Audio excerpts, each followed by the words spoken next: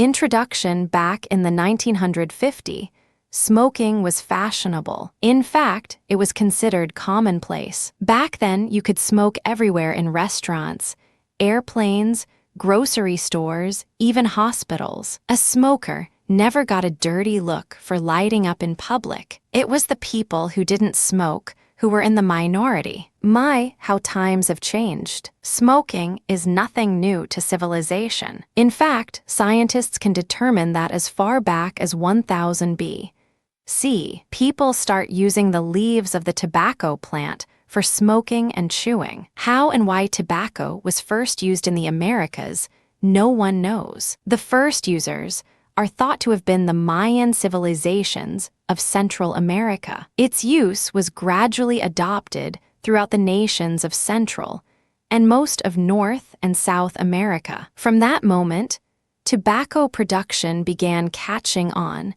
and tobacco products became readily available throughout the young United States of America. In 1832, the first paper cigarette was introduced. It is widely believed that the first paper-rolled cigarettes were made by Egyptian soldiers fighting the Turkish-Egyptian War. Other historians suggest that Russians and Turks learned about cigarettes from the French, who in turn may have learned about smoking from the Spanish. It is thought that paupers in Seville were making a form of cigarette, known as a papellet, from the butts of discarded cigars and papers as early as the 17th century. In 1900, smoking jackets and hats have been introduced for gentlemen smokers. After-dinner cigar, with a glass of port or brandy, is now an established tradition in turn-of-the-century Britain. Cigarettes are also a part of life. In 1950,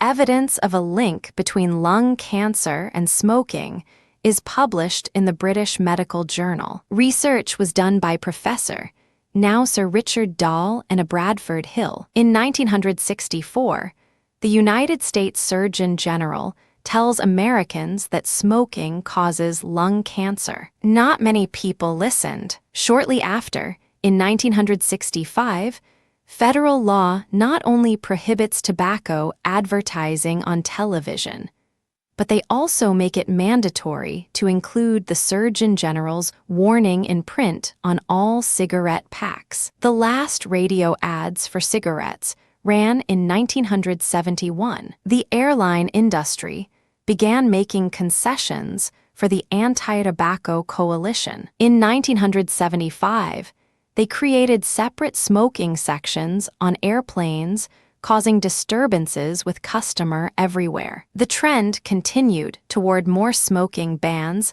all over the country. Today, there are many towns who are attempting, and some are succeeding in making their entire towns non-smoking. Anymore, if you are a smoker, you are relegated to puffing away in an alley, on the sidewalk, or sneaking a quick hit in the bathroom. It's no longer fashionable to be a smoker. So why are there so many people out there who still smoke? Research over the years began to indicate certain ingredients in cigarettes that point straight to a highly addictive habit. Most people who smoke agree that they probably shouldn't be smoking. They know that it's harmful to their health, but they still light up when they get the chance. Many smokers want to quit, but think they are powerless against the hold that tobacco has on them. We're here to tell you, quitting smoking is no walk in the park. It hurts, often physically, but even more emotionally. This devil weed takes hold of every part of your life and helps to form your identity. You are a smoker. How in the world will you become a non-smoker? Persistence, commitment, willpower, and patience are all ways you will succeed in your venture to stop smoking. We won't lie to you. It's going to be one of the hardest things you will ever do. But once you become smoke-free, you'll be so glad you suffered the way you did. This book is intended to address the biggest issues that face people who have decided to quit smoking. My sincere hope is that we can take this journey together. This author is a smoker. Hopefully, as I help guide you, I can help guide myself too. I truly want to quit smoking, Really, I do. But there is so much holding me back. Circumstances of life, stress, etc., all hinder me from putting down that cigarette and giving it up for good. My mother was a heavy smoker when she was younger. She quit one Super Bowl Sunday after smoking a whole carton in one day. I can't do that. But why do I continue to smoke when I want to quit so bad? Perhaps it's because I've made it such a huge part of my life. When I'm stressed, I smoke. When I've had a few drinks, I smoke. When I want to relax for just a moment, I smoke. It's not the healthiest way to deal with life, now is it? I know I need to quit because I have to take several breaks when doing normal, everyday chores like picking up the house. My lungs can't handle the exercise. I can walk a couple of miles at the local gym, but I can't haul a few loads of laundry down to the basement without getting winded. I want to quit because I want to watch my grandson grow up. I want to stick around to torment my kids the way they have tormented me.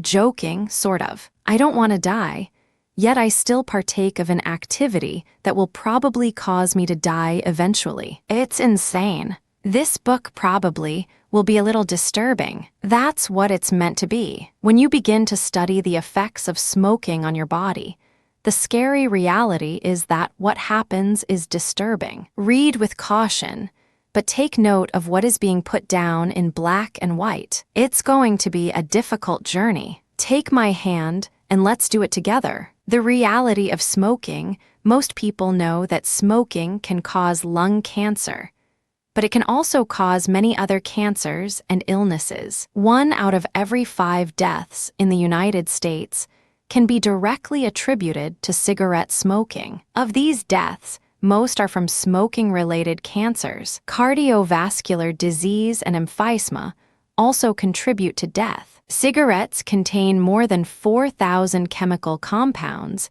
and at least 400 toxic substances. When you inhale, a cigarette burns at 700 degrees C at the tip and around 60 degrees C in the core. This heat breaks down the tobacco to produce various toxins. As a cigarette burns, the residues are concentrated towards the butt. The products that are most damaging are: tar is a carcinogen, substance that causes cancer.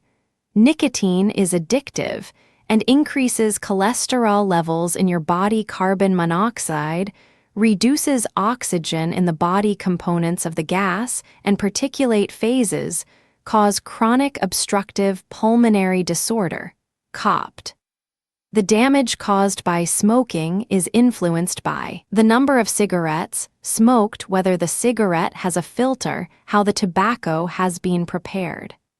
Research has shown that smoking reduces life expectancy by 7 to 8 years. Of the 300 people who die every day in the U.S. as a result of smoking, many are comparatively young smokers. The number of people under the age of 70 who die from smoking-related diseases exceeds the total figure for deaths caused by breast cancer, AIDS, traffic accidents, and drug addiction. Non-smokers and ex-smokers can also look forward to a healthier old age than smokers. There are many major diseases caused by smoking.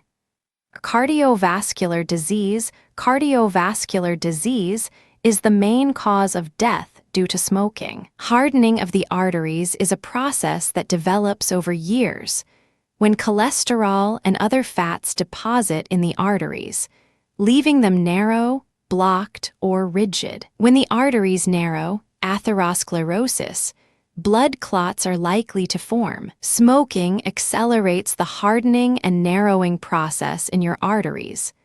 It starts earlier, and blood clots are 2 to 4 times more likely. Cardiovascular disease can take many forms depending on which blood vessels are involved, and all of them are more common in people who smoke. Coronary thrombosis, a blood clot in the arteries supplying the heart, which can lead to a heart attack. Around 30% are caused by smoking. Smokers tend to develop coronary thrombosis 10 years earlier than non-smokers, and make up 9 out of 10 heart bypass patients. Cerebral thrombosis. The vessels to the brain can become blocked, which can lead to collapse, stroke, and paralysis. If the kidney arteries are affected, then high blood pressure or kidney failure results. Blockage to the vascular supply to the legs may lead to gangrene and amputation. Circulatory problems are also huge risks from smoking. While most people associate smoking with cancer, even more people die from circulatory problems caused by cigarette smoking than from cancers caused from cigarettes. The effects on the circulatory system are both immediate and dangerous. Nicotine is a stimulant which raises the heart rate and blood pressure, constricts the arteries, and, in conjunction with carbon monoxide, causes atherosclerotic conditions within the artery walls. This clogging process affects the heart as well as other sites of the body, such as the brain or peripheral circulation in the extremities, sometimes resulting in gangrene and amputations. Over 200,000 of smoking-related deaths are attributed to the combined effect of nicotine and carbon monoxide on the circulatory system. Cancer smokers are more likely to get cancer than non-smokers. This is particularly true of lung cancer, throat cancer, and mouth cancer, which hardly ever affect non-smokers. The link between smoking and lung cancer is clear. 90% of lung cancer cases are due to smoking. If no one smoked, lung cancer would be a rare diagnosis, only 0.5% of people who have never touched a cigarette develop lung cancer. In fact, 100 years ago, if a doctor encountered a case of lung cancer, it would be written up in a medical journal. Even as recently as 1930, most doctors never came across a case of primary lung cancer. 1 in 10 moderate smokers and almost 1 in 5 heavy smokers, more than 15 cigarettes a day,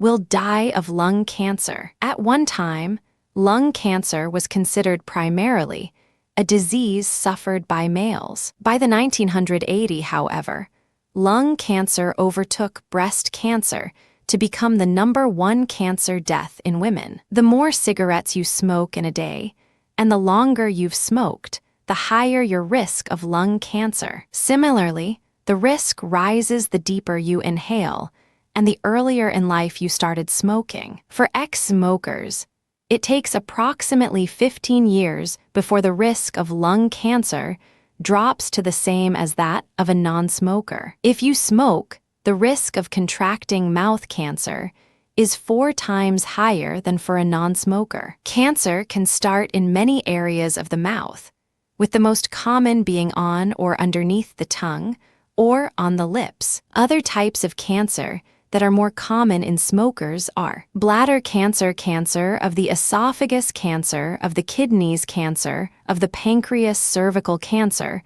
COPD, chronic obstructive pulmonary disease.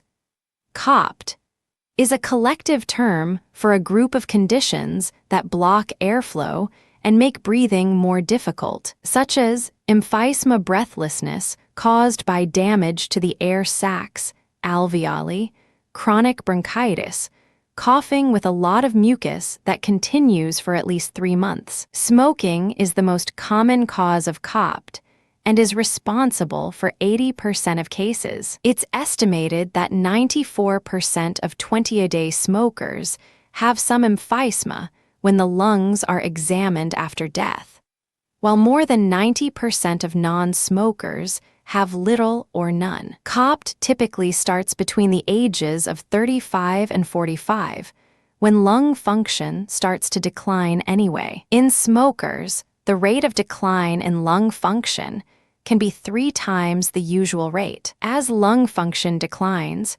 breathlessness begins. As the condition progresses, severe breathing problems can require hospital care. The final stage is death from slow and progressive breathlessness. Other risks caused by smoking. Smoking raises blood pressure, which can cause hypertension, high blood pressure, a risk factor for heart attacks and stroke.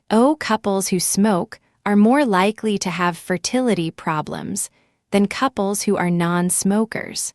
Smoking worsens asthma and counteracts asthma medication by worsening the inflammation of the airways that the medicine tries to ease. The blood vessels in the eye are sensitive and can be easily damaged by smoke, causing a bloodshot appearance and itchiness.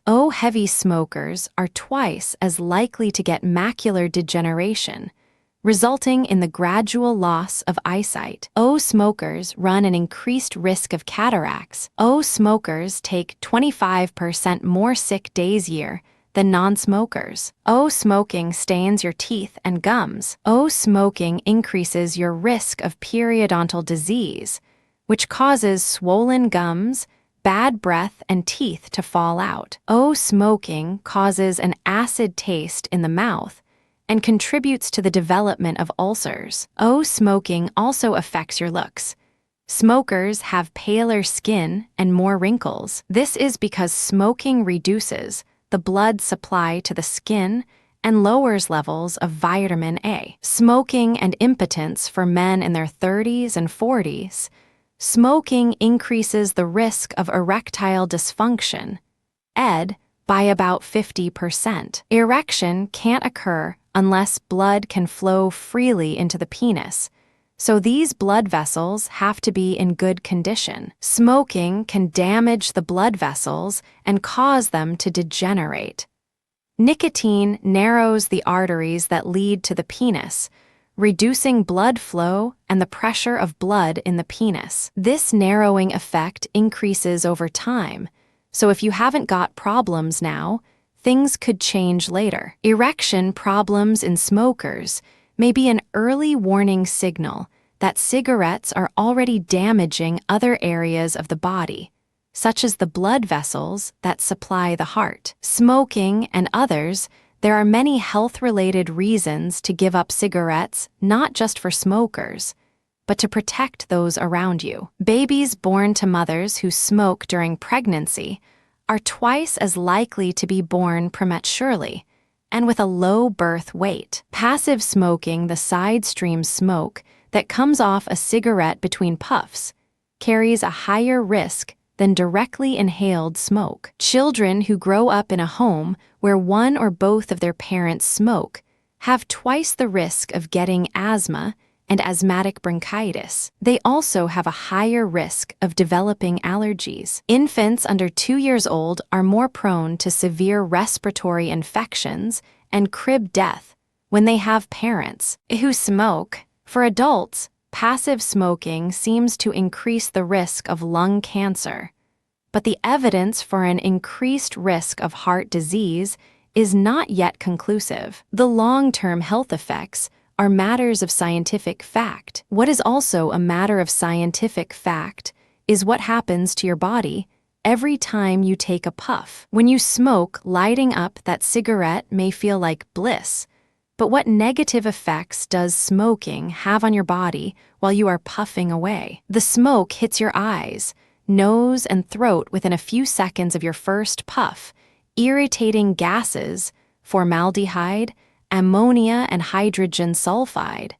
Start to work on the sensitive membranes of your eyes, nose, and throat. If you continue to smoke, these gases will result in a smoker's cough. You put your lungs under pressure as you puff away.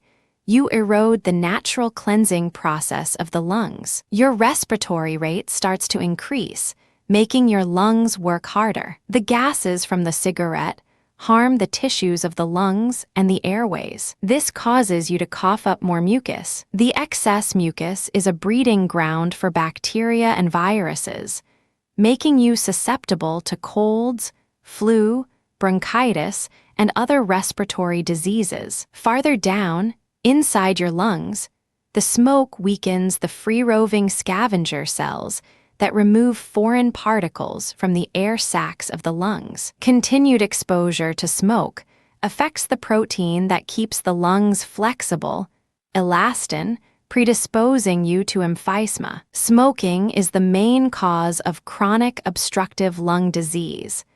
It is very rare in non-smokers, and at least 80% of the deaths from this disease can be attributed to cigarette smoking. Your heart is put under stress from the moment the smoke reaches your lungs. Your heart is forced to work harder. The heartbeat may increase by as much as 30% during the first 10 minutes of smoking. Many smokers suffer from abnormal heartbeats caused by the effect of nicotine and other chemicals. Your blood pressure increases while you are smoking.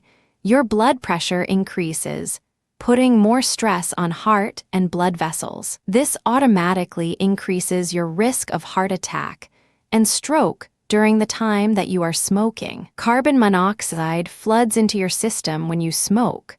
Carbon monoxide, the colorless, odorless, deadly gas present in car exhaust, passes immediately into your bloodstream. Carbon monoxide binds to the oxygen receptor sites, hemoglobin, and kicks out the oxygen molecules in your red blood cells. Hemoglobin, the protein that feeds oxygen to organs and cells, binds itself preferentially to the carbon monoxide and can no longer carry oxygen. This means that less oxygen reaches your brain and vital organs. Your body cells need oxygen for energy, so your energy levels are reduced. The oxygen-carrying capacity of a heavy smoker's blood may be reduced by 15%.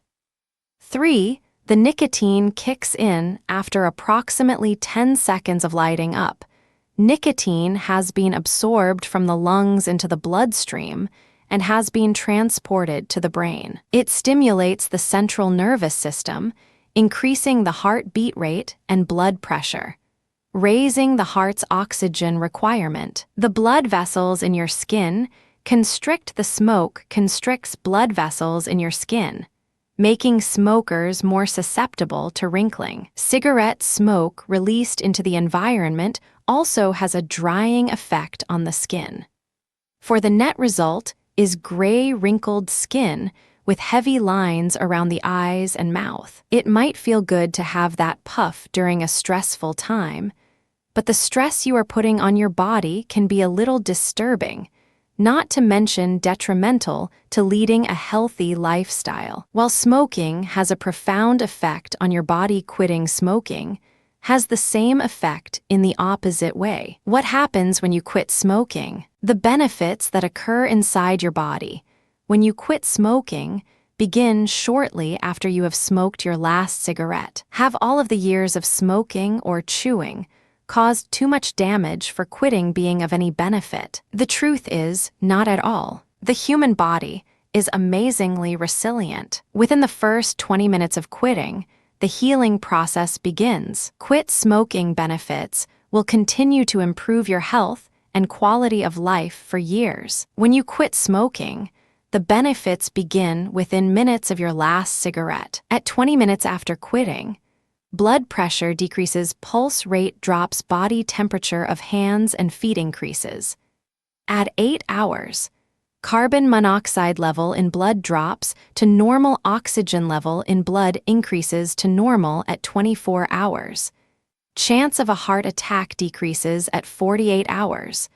Nerve endings start regrowing, ability to smell and taste improve between 2 weeks and 3 months. Circulation improves, walking becomes easier, lung function increases. So many positive changes occur during the first 3 months of smoking cessation. The worst of nicotine withdrawal subsides within the first month. Now the focus needs to be on learning how to decipher and reprogram the psychological tugs or urges to smoke. Between 1 to 9 months, smoke free. Starting as early as a month after you quit smoking and continuing for the next several months, you may notice significant improvements in these areas: coughing, sinus congestion, fatigue, shortness of breath, the changes you'll be going through will affect more than your physical health. Confidence will soar as you accumulate more smoke-free time. It's empowering. It's important to remember that healing from nicotine addiction is a process. And while some improvements are dramatic and happen quickly, others will come more gradually. At 1 year smoke-free, excess risk of coronary heart disease is decreased to half that of a smoker. Cigarette smoking is directly linked to 30% of all heart disease deaths in the United States each year. It plays a part in coronary heart disease and causes damage by decreasing oxygen to the heart. Smoking increases blood pressure and heart rate, both of which are hard on the heart. Quitting tobacco is the absolute best thing you can do for your heart and for your health overall. At 2 years smoke-free, your chance of achieving long-term success with quitting tobacco increases significantly at 5 years smoke-free. From 5 to 15 years after quitting tobacco, stroke risk is reduced to that of people who have never smoked at 10 years smoke-free. Risk of lung cancer drops to as little as 1/2 that of continuing smokers. Risk of cancer of the mouth, throat, esophagus, bladder, kidney, and pancreas decreases. Risk of ulcer decreases at 15 years smoke-free. Risk of coronary heart disease is now similar to that of people who have never smoked. Risk of death returns to nearly the level of people who have never smoked. So now that you know the benefits of quitting your smoking habit, where do we go from here? I guess it's time to look at beginning a quitting program. Some of your friends may make fun of you and tell you, no one likes a quitter. The truth is that you'll be able to say it much later in life than they will when you take steps to stop now. The time to quit is now, but how? Many experts believe smoking is only about 10% physical addiction and a whopping 90% psychological addiction. Your body will recover fairly quickly from nicotine withdrawals. The worst symptoms usually abate in 3 days or less. But your psychological dependency on cigarettes can be much more difficult to defeat. That's why you have to be committed to a program that will help you stick to your commitment to leave cigarettes behind you and become a non-smoker. Probably the best way to start is to work on those psychological barriers that will keep you from succeeding. One of my favorite techniques to use when facing a big decision is to make a list to help myself realize the reasons why I want to make a change. Usually, it's a pro and con list. When it comes to quitting smoking, compare the reasons why you started smoking and why you want to quit smoking. So get out a piece of paper and separate it into 2 columns. Label one with why I started smoking and the other with why I want to quit smoking. In column 1, list all the reasons you can remember as to why you started smoking in the first place. Was it peer pressure? Rebellion? Did you think it made you look cool? Did it make you feel like a grown-up? Really try to remember the exact reasons why you started smoking and write them all down. Now look over that list. Do any of those reasons still apply in your life today? Our guess is probably not. If you're like most people, you will see that your reasons for becoming a smoker are no longer valid, are often just silly, and are easily outweighed by the risks to your health and your family's well-being. Then move on to column 2. Start listing all the reasons you want to stop this habit. This one may seem obvious, but it can be a bit tricky. You really need to take some time and think hard about this. Don't just list the obvious health reasons. You've been reading the Surgeon General's warnings for years with little effect. So you need to come up with reasons that truly have meaning for you. The things most people write down will not help you quit smoking. I don't want to get lung cancer. I don't want to have a heart attack or a stroke. I'd like to live long enough to see my grandchildren grow up. Those are all good reasons to quit smoking, certainly, but they deal in possibilities rather than in specifics. Sure, you might get lung cancer. You might have a heart attack or a stroke. You might die young and miss out on seeing your grandchildren grow up. Or you might not. You're not likely to break a strong psychological addiction based on what might happen. Your mind will work hard to convince you that it won't happen to you. Instead, list health problems that you are already experiencing. Your list should point out things in your life that you are actively unhappy about and are strongly motivated to change. In order to break your psychological addiction, you need an arsenal of new thoughts and desires that are stronger than your desire to smoke. Here are the types of things you want to put in column 2. Why do I want to quit smoking? 1.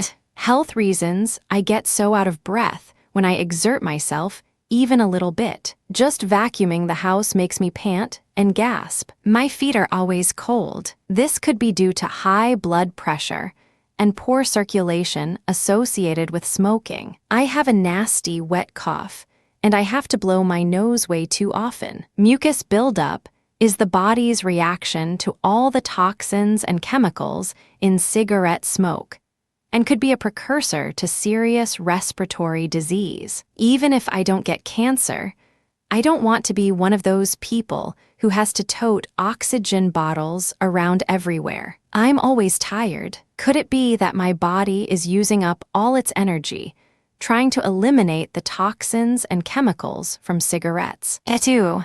Vanity reasons. Smoking causes premature aging and drying of the skin. I don't want to look like a wrinkled-up old prune. My fingers, fingernails, and teeth are all tobacco stained. Disgusting. How embarrassing. When I get on the elevator after a smoke break at work, everyone wrinkles their nose and tries to edge away from me because I reek of cigarette smoke. I feel like a pariah. It's embarrassing to always be the big stinker on the elevator. I feel like I have no self-control. My breath is awful. Kissing me must be like kissing an ashtray. I spend a fortune on breath mints. 3. Financial reasons. If I save all the money I used to spend on cigarettes, I'll have enough to take a vacation in Cancun or some other warm tropical place every winter. I could use the money to pay off my credit cards. I could donate money to my favorite charity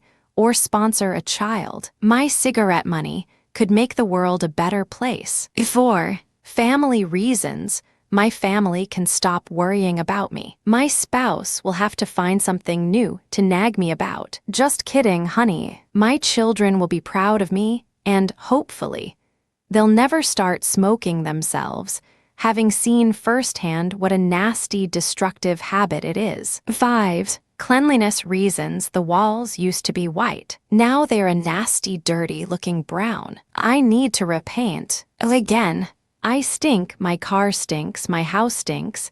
Everything I own reeks of cigarette smoke. I can't even lend a book to a non-smoking friend because they can't stand the smell of smoke permeating the pages. Do you see yourself in any of the items listed? You may have many more reasons of your own. Find as many compelling and emotional reasons to pursue smoking cessation as you can think of and write them all down. To quit smoking, you need your reason to kick the nicotine habit. If you can retrain your mind to think of smoking as a silly and self-destructive thing to do, then you're almost sure to succeed. And if you need something to do with your hands, try knitting. There are hundreds of excuses that smokers cite as reasons why they can't quit. I understand almost all of them. It can be daunting to try and change your whole lifestyle. For years, I resisted buying cartons of cigarettes because if I did, that would mean I was really a smoker. Then I realized I got a better deal money-wise with cartons, so I switched. I was humiliated inside, but I was also powerless to resist. So with all the information that is out there today, why do people still continue to smoke? Let's look at a few reasons why. Why smoke in the first place? Most smokers spend countless hours during their smoking careers trying to satisfactorily answer this most perplexing question. Typically, answers they come up with are that they smoke because they are unhappy, unsatisfied, nervous, bored, anxious, lonely, tired, or just frustrated without their cigarettes. Other reasons often quoted are that cigarettes keep them thin, make them better able to think, or that they are more sociable while smoking. Some claim that they smoke to celebrate the joyful times of life. Food, drink, fun and games, and even sex all seem to lose their appeal without an accompanying cigarette. In fact, let's take a quick look at some of the reasons people give for smoking. I like smoking. Ask almost any current smoker why she continues to indulge in such a dangerous habit, and she will normally reply, "Because I like smoking."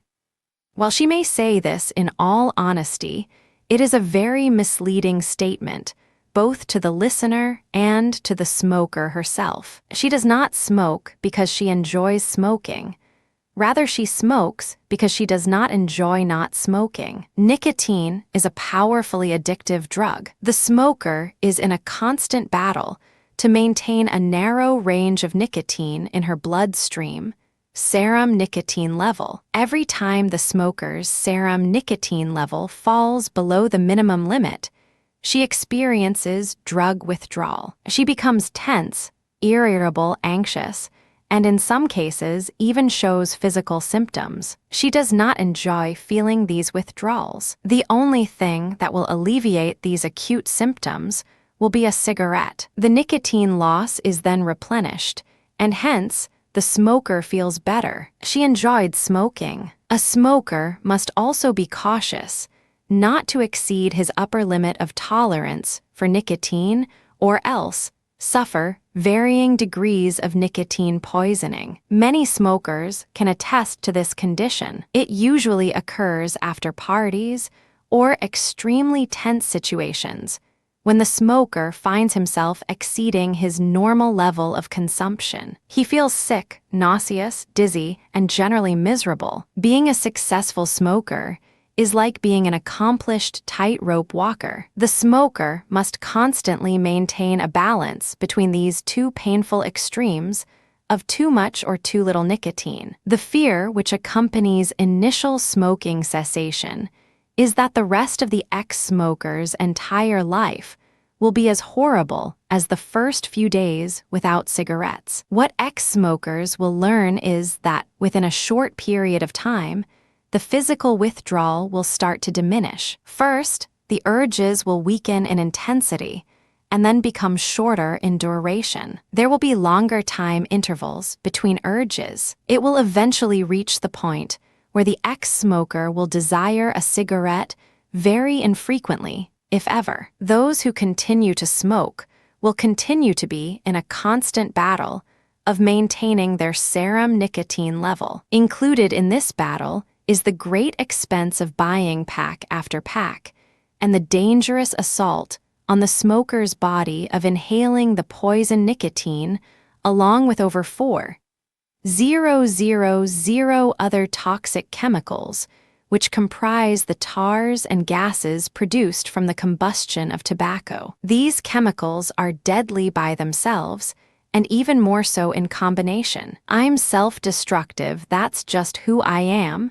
Many smokers believe they continue to smoke because of their self-destructive attitude. They actually want to get sick. Some say they are afraid of reaching old age. Others arrogantly vow to continue smoking until it kills them. While some people do have emotional problems which lead to self-destructive behavior, I believe the majority of smokers with this attitude are not in this category. Most make these statements to hide their fears of not being able to give up cigarette smoking. The reality is that some people just don't care enough about themselves to give up cigarettes. Unfortunately, some are later diagnosed of having cancer. Others will have heart attacks, strokes, or other circulatory conditions. Many will be discovered to have major breathing impairments from emphysema. The worst part of this is that not only do these people have a potentially deadly disease, they know that they are responsible for it. An equally tragic situation is experienced by the survivors of people who die of smoking-related illnesses. Many ex-smokers go back to smoking through the encouragement of family and friends. This usually happens to someone who is disease-free and quits in order to stay healthy. Initially, they are nervous and crabby. Soon the spouse, kids, and others are saying, "If this is what you are like as a non-smoker, for heaven's sake, smoke." While it may seem to be a good idea at the time, consider how the relative feels when the smoker gets cancer or has a heart attack and dies. The guilt is tremendous. Some beliefs or statements made by smokers sound irrational, as if they have a real death wish. Often, there is really nothing wrong with the person.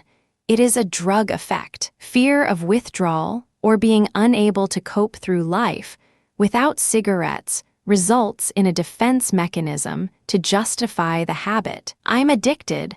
Some smokers say they smoke because they are nervous. Others say they smoke to celebrate. Some think they smoke for energy. Many smoke to look sexy, yet others smoke to stay awake or to sleep. Some think they smoke to think. None of these reasons satisfactorily explain why people continue smoking. However, the answer is, in fact, quite simple. Smokers smoke cigarettes because they are smokers. More precisely, smokers smoke cigarettes because they are smokeaholics. A smokeaholic, like any other drug addict, has become hooked on a chemical substance. In the cigarette smoker's case, nicotine is the culprit. They are at the point where the failure to maintain a minimum level of nicotine in the bloodstream leads to the nicotine abstinence syndrome, otherwise known as drug withdrawal. Anything that makes them lose nicotine makes them smoke. This concept explains why so many smokers feel they smoke under stress. Stress has a physiological effect on the body, which makes the urine acidic. Whenever the urine becomes acidic, the body excretes nicotine at an accelerated rate. Thus, when a smoker encounters a stressful situation, he loses nicotine and goes into drug withdrawal. Most smokers feel that when they are nervous or upset, cigarettes help calm them down. The calming effect, however, is not relief from the emotional strain of the situation, but actually the effect of replenishing the nicotine supply and ending the withdrawal. It is easy to understand why the smoker, without this basic knowledge of stress and its nicotine effect, is afraid to give up smoking. They feel that they will be giving up a very effective stress management technique. But once they give up smoking for a short period of time, they will become calmer, even under stress, than when they were smokers. The explanation of how physiological changes in the body make them smoke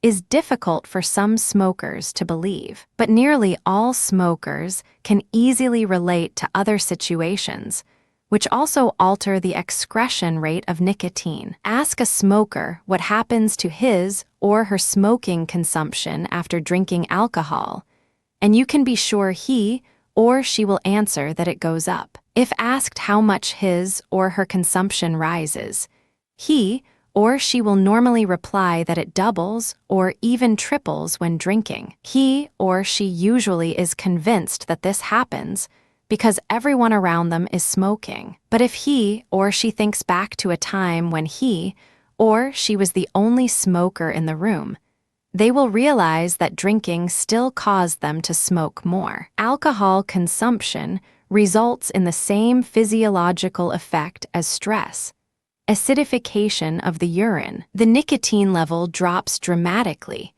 and the smoker must light one cigarette after another or suffer drug withdrawal. It is important for the smoker considering quitting to understand these concepts, because once they truly understand why they smoke, they will be able to more fully appreciate how much more simple life will become as an ex-smoker. Once the smoker stops, the nicotine will begin to leave the body, and within 2 weeks all the nicotine will be gone. Once the nicotine is totally out of the body, all withdrawal will cease. No longer will they experience drug withdrawal states whenever encountering stress, drinking, or just going too long without smoking. In short, they will soon realize that all the benefits they thought they derived from smoking were false effects. They will realize that they did not need to smoke to deal with stress, or to drink, socialize, or work. Everything done as a smoker can be done as a non-smoker.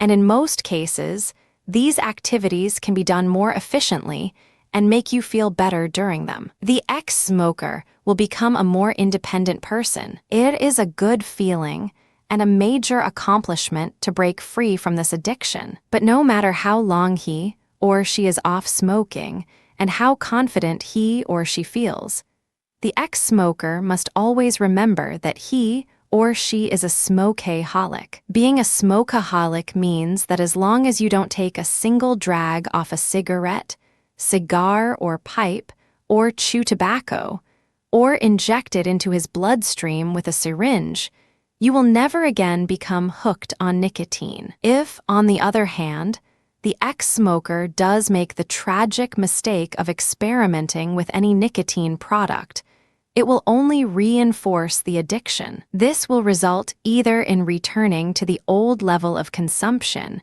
or experiencing a full-fledged withdrawal process. Neither situation is fun to go through. I'm stressed out. Smoking helps me relax. Why not consider other forms of relaxation? That's because they don't work as well. Smokers hold onto their cigarettes like babies hold onto their favorite blankets or toys. They're a crutch that we use when we don't want to face a situation. Feel pressured at work? You have a smoke. Stressed out at home? You have a smoke. Have too many bills to pay? Smoke and it'll all be fine. The fact is, as long as anyone continues to develop physically, emotionally, intellectually, professionally, or spiritually, they too will experience growing pains. Adults are prone to hurt, pain, sadness, depression, and anxieties just as children are. These feelings are all necessary if we wish to continue to develop our minds and bodies. Without such growth, we would not experience happiness, satisfaction, contentment, or purpose to their full extent. Smoking, because you're stressed, only adds to more stress. You feel more pressure for partaking of an activity that you know is bad for you, but you are unable to stop. When you smoke due to excessive stress, you are transferring blame elsewhere instead of attributing it where it belongs with your addiction. When you are stressed out,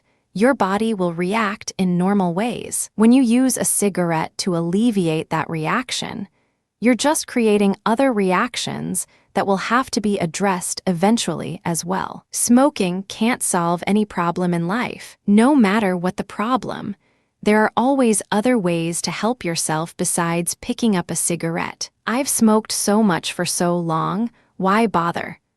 The only thing this excuse does is contribute to your bargaining against your decision to quit. You are trying to make excuses for yourself that will allow you to back out of committing to quitting your habit. Your head knows it's what you should do.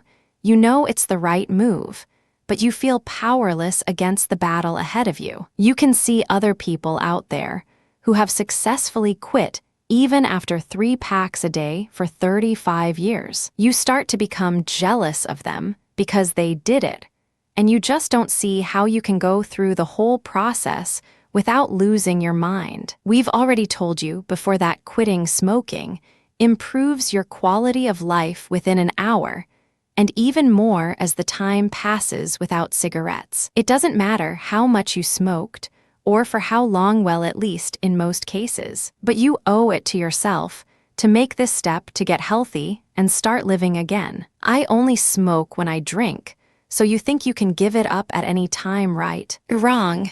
See, that's how it starts. You're having cocktails with friends, and one of them smokes. You have a puff because the alcohol has numbed your sensibility. Pretty soon, you're bumming cigarettes off of anyone you can find. Then you buy your first pack. Of course, You keep telling yourself that it's only when you drink. This is where the problem comes in. Because you have convinced yourself of this, you begin drinking just so you can have a smoke. Now you're not only damaging your body with nicotine, but with alcohol as well. Let's say you get control of the whole alcohol thing.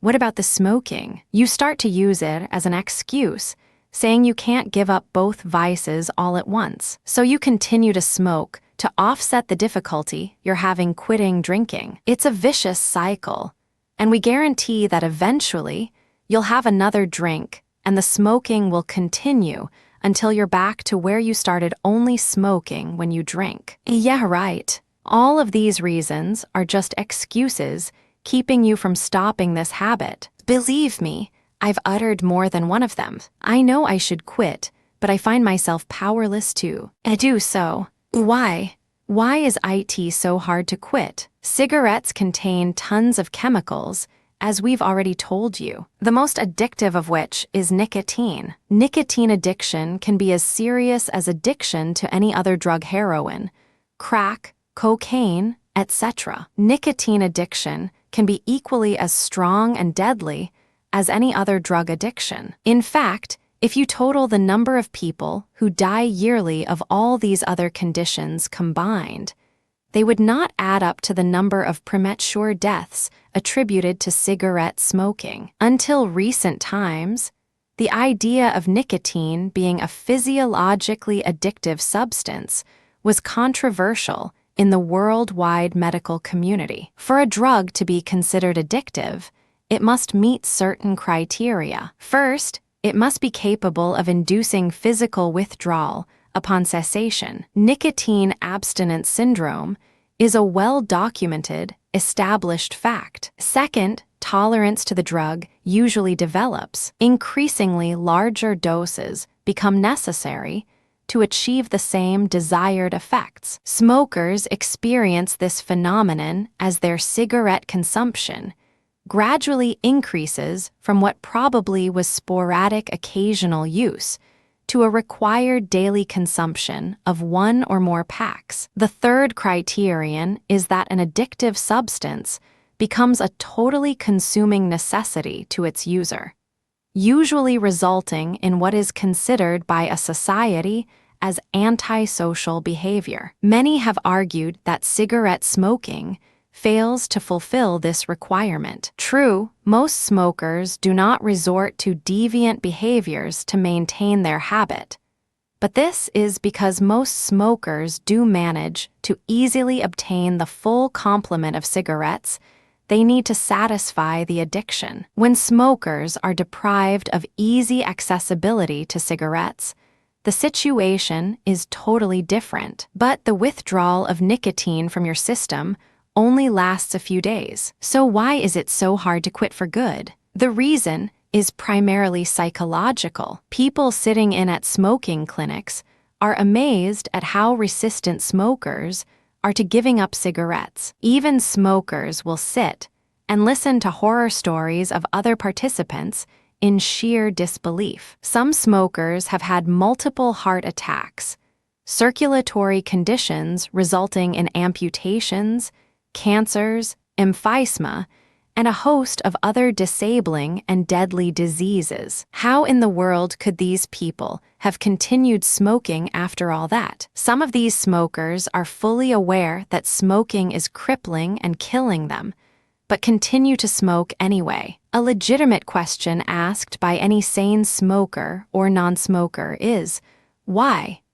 The answer to such a complex issue is really quite simple. The smoker often has cigarettes so tied into his lifestyle that he feels when he gives up smoking, he will give up all activities associated with cigarettes. Considering these activities include almost everything he does from the time he awakes to the time he goes to sleep, life seems like it will not be worth living as an ex-smoker. The smoker is also afraid he will experience the painful withdrawal symptoms from not smoking as long as he deprives himself of cigarettes. Considering all this, quitting smoking creates a greater fear than dying from smoking. If the smoker were correct in all his assumptions of what life as an ex-smoker were like, then maybe it would not be worth it to quit. But all these assumptions are wrong. There is life after smoking, and withdrawal does not last forever. Trying to convince the smoker of this,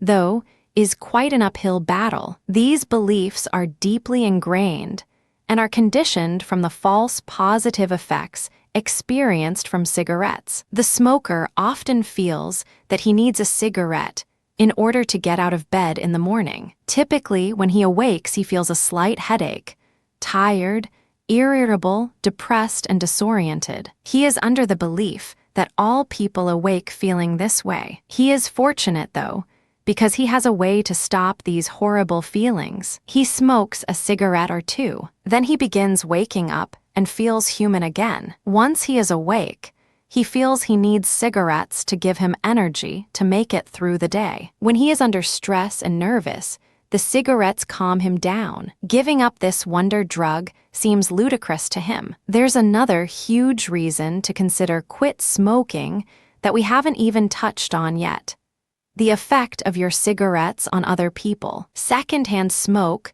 Many militant smokers claim their rights as a smoker in the name of America. But what is being done about the rights of the non-smoker? Doesn't anyone ever think about those people? 10 years ago, secondhand smoke was seen as a minor irritant that could make your job uncomfortable or ruin your dinner at a fancy restaurant. But recent studies now suggest that, for some people, secondhand smoke can be deadly. Secondhand smoke contains the same poisons in the smoke that smokers inhale. Such chemicals as formaldehyde, arsenic, cyanide, radioactive compounds, and benzene and carbon monoxide. In fact, the smoke that the smoker doesn't inhale may contain higher amounts of these poisons. This is because the inhaled smoke is burned at a higher temperature that destroys some of the toxins, and it's filtered. The U.S. Environmental Protection Agency estimates that passive smoking, being in the presence of a spouse or coworker who smokes, causes about 3,000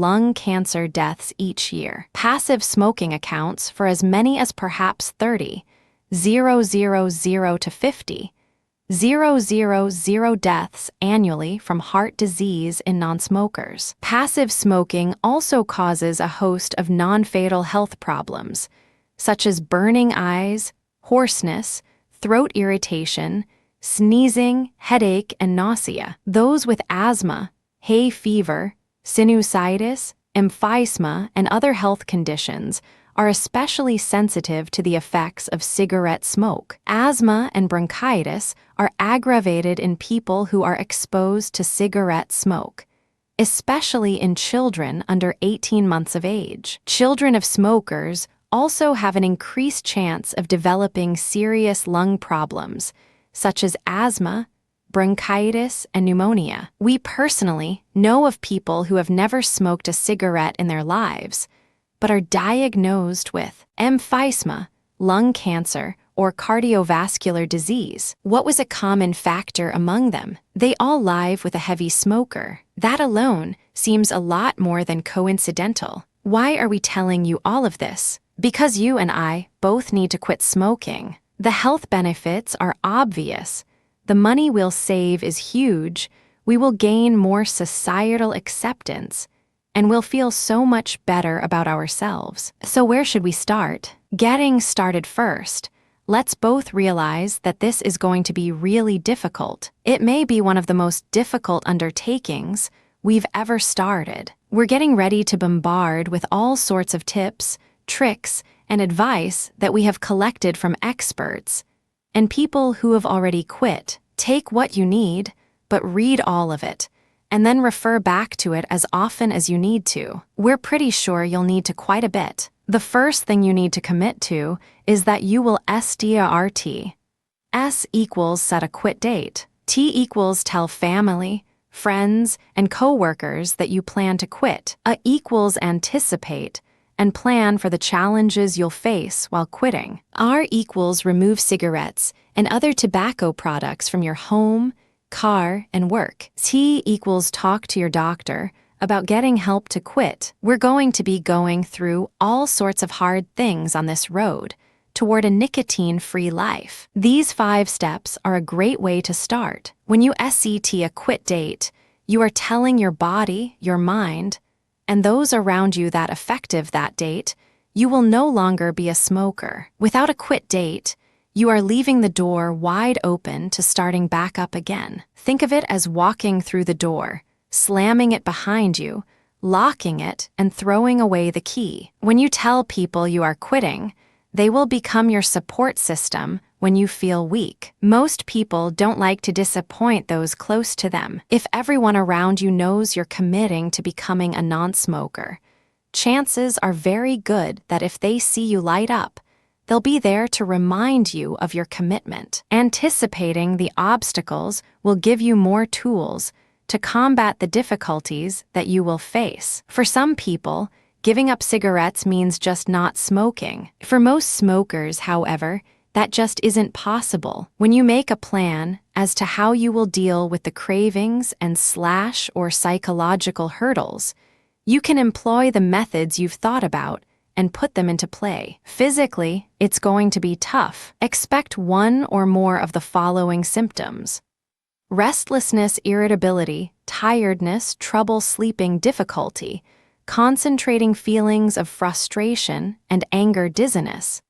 May only last 1-2 days in the beginning, depression and moodiness, headache, increased appetite. These symptoms can present themselves within a few hours of the last cigarette and peak 2-3 days after that. These symptoms can last for a few days to a few weeks. Just don't get discouraged and realize that these symptoms are your body's reaction to being deprived of something it's been used to having for quite some time. Be patient. They will subside. You should not keep anything around you that will remind you of your previous life. Remove all ashtrays, lighters, matches, cigarettes, etc. from any place you frequent. This means your home, car, and office. When those mementos of your smoking are gone, you're more likely to forget you were a smoker. At least that's the idea. There are all types of medical advice your doctor can give you when it comes to stopping smoking. When you talk to a doctor, he or she can give you all sorts of help on your journey. There are even some antidepressants that contribute to helping the smoker quit. While you may be hesitant to taking this type of help, it might be effective for you, and you will probably feel a heck of a lot better in the long run. Here are some other tips for you to consider when deciding not to smoke anymore. Be realistic. Quitting is not an easy undertaking. It requires effort, determination, and commitment. Accept the fact that you need to quit. Do not deny the adverse health effects that you are unnecessarily putting yourself and those around you through. Be prepared for anxious and resistant feelings. Since nicotine is habit-forming, just thinking about quitting may make you feel anxious. This is quite common. Give yourself a specified amount of time to identify and move beyond these feelings. Work on developing the attitude that you are doing yourself a favor by not smoking. Do not dwell on the idea that you are depriving yourself of a cigarette. You are ridding yourself full-fledged smoking because you care enough about yourself to want to. Be proud that you are not smoking. Be aware that many routine situations will trigger the urge for a cigarette. Situations which will trigger a response include drinking coffee, alcohol, sitting in a bar, social events with smoking friends, card games, the end of meals. Try to maintain your normal routine while quitting. If any event seems too tough, leave it and go back to it later. Do not feel you must give up any activity forever. Everything you did as a smoker, you will learn to do at least as well and maybe better as an ex-smoker. Make a list of all the reasons you want to quit smoking. Keep this list with you, preferably where you used to carry your cigarettes. When you find yourself reaching for a cigarette, take out your list and read it. Consider yourself a smokeaholic. One puff and you can become hooked again. No matter how long you have been off, don't think you can safely take a puff. Don't debate with yourself how much you want a cigarette. Ask yourself how you feel about going back to your old level of consumption. Smoking is an all-or-nothing proposition. Save the money you usually spend on cigarettes and buy yourself something you really want after a week or a month. Save for a year and you can treat yourself to a vacation. Practice deep breathing exercises when you have a craving. Go places where you normally can't smoke, such as movies, libraries, and no smoking sections of restaurants. Remember that there are only 2 good reasons to take a puff once you quit. You decide you want to go back to your old level of consumption until smoking cripples and then kills you, or you decide you really enjoy withdrawal and you want to make it last forever. Take quitting 1 day at a time, even 1 minute at a time, whatever you need to succeed and find support. If someone told you to smoke 300 cigarettes today, you'd call them crazy. But if they told you to smoke a pack a day for 1 year, then you'd say, no problem. Likewise, if you worry about not being able to smoke tomorrow because you quit today, you may find yourself panicked and unable to quit. Deal with today and let tomorrow take care of itself. Develop a quit plan that works best for your needs. Talk to your doctor or health professional to help develop a plan. Enlist the help of family and friends by telling them about your plans. Ask others who have quit how they handled withdrawal symptoms, both psychological and physical. Learn new behaviors. If you've tried quitting before, identify what did and didn't work for you. Build on your strengths and discover new techniques. Keep a journal or log before you quit. Identify places or situations where you smoke most often. When you smoke, with whom and why. Review your diary after 4 or 5 days to identify patterns of particular feelings and circumstances that trigger your cravings for a cigarette. Begin with an ending. Before you start a trip, you'd better know where you're going. In Stephen Covey's book, The 7 Habits of Highly Effective People, one of the 7 habits is begin with the end in mind. In other words, get a clear vision in your mind and on paper of what you want and where you want to be. This may seem contradictory to our previous advice to not worry about tomorrow, but these 2 principles work hand in hand. By knowing clearly what you want to achieve, you can relax in the day-to-day details of accomplishing your goal. Realize that there will never be a perfect time to quit. Don't wait for perfect because it will never come. Do the best you can with what you know today. Great achievers don't magically know all the answers when they begin some new undertaking. The process, the action, the investigation that they experience brings the answers and the achievement. You need to begin the process of quitting today, whether or not you know how. You'll learn by doing. You may not quit permanently the first time you try to quit. That's okay. You will learn what you need to know to quit permanently next time. Great achievers take massive action. Take action. Plan some distractions for yourself. When you stop smoking, you are dramatically altering your normal daily activities. You'll have extra time that you used to spend smoking. Make sure you have something to occupy the former smoking periods. If you normally smoke after meals, plan to do something else like work on a puzzle, walk for 10 minutes, read a book, etc. Get plenty of rest. You may feel tired after you stop. That's normal for many people who stop smoking. Don't fight it. Get extra sleep and allow your body to do the work it needs to begin rebuilding itself.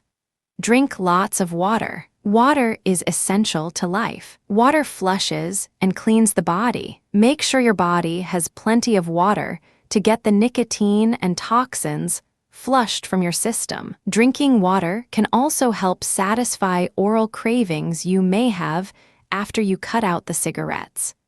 Stay away from other smokers at least until you're strong enough to be around them. Your smoking buddies at work probably don't want you to stop smoking because they may miss your company, and they will probably feel guilty about their own smoking weakness.